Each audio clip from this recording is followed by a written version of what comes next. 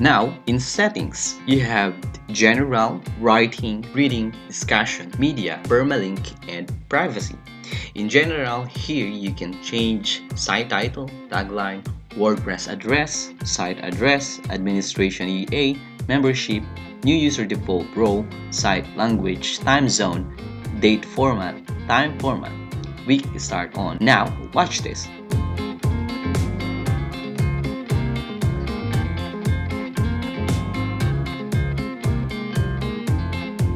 We have done some changes on both WordPress address and site address. If we save it, we are going to get this error. The reason being is because the root folder is not updated yet. We have to navigate on our local root folder and change it to what we use. In our case, it's Tech-noy. Now let's press Window plus R, then type in C:/sam/htdocs. Now you see it's still WordPress. We need to change that to Tech-noy. Now let's go back to the browser and refresh it. There you have it. Now let's move on to writing. Here you can see your default setup for post category and format. Now in post via email, you can set up an email address where every email being sent to this website will be posted to your website. No, this should be very secret because otherwise people can just create an email and then post it to your website. Now let's move on to reading. Here you can set up your homepage display. Either set it up as your latest post or set it up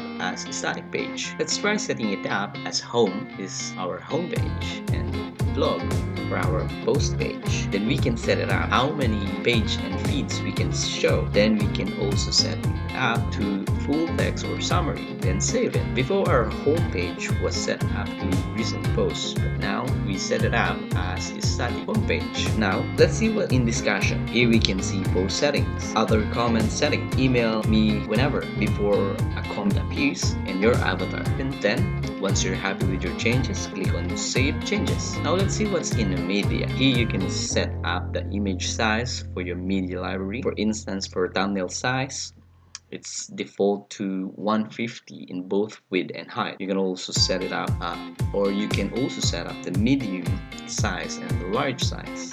Then once you're happy with your setup, make sure you save it. Now let's move on to permalinks. Permalinks is the structure of your URL. Here you can set it up as you please. You have 6 different options such as plain, day and name, month and name, numeric, post name, custom structure. In custom structure, you have variety of tags available where you want it as time, post ID, post name, category, or set it up to author. For now, let's set it up as plain. Before we save it, optional settings here as well, whether you want them to set up as category based or tag based. Now let's check our site and click on vlog.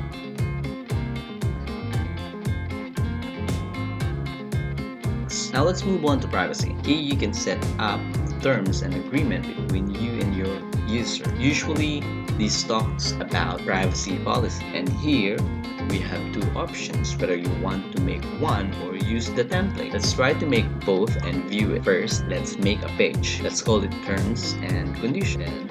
Let's put something nice here and save it. Go back to privacy. Let's create another one using template. Let's assume you are happy with your changes. Then let's publish it. Let's check the pages. Now, let's set up each one and use it. Let's select the one that we had created. Click on use this page and view. That's that. Let's do the same in the other one. Select it, use this page and view. That's that.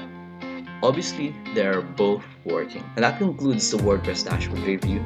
I hope you learned something from this series. If not, you have enjoyed it. Well, thank you for sticking by and see you in the next one. Bye.